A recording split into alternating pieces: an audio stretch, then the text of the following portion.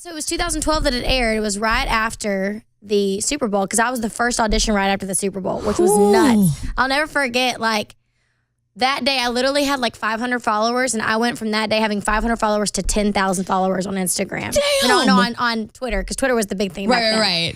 And so this year will be my 7th year to celebrate. Oh my gosh. That's nuts. Well, and like thinking about that, I realized that you really kind of grew up in the industry. I mean, you were 16, 17? 17 when I auditioned, yeah. So do you think that like your experience as a woman in country music has been different from other women because of that platform where you started? I think it has 100%. Yeah. I think there's benefits to growing up in the industry, and I think that there's like not so beneficial it is because I think growing up, it's hard for fans to see you as a woman sometimes. And I think the hardest part for me is like, you know, I mean, I was 17 when I was on the show. I still lived at home in Texas, and I had hair so long. I didn't know, and I hadn't experienced life on my own yet. I was still living with my parents, even though I've always been a super independent person. But everything, when you grow up with all these eyes looking at you, everything gets really critiqued.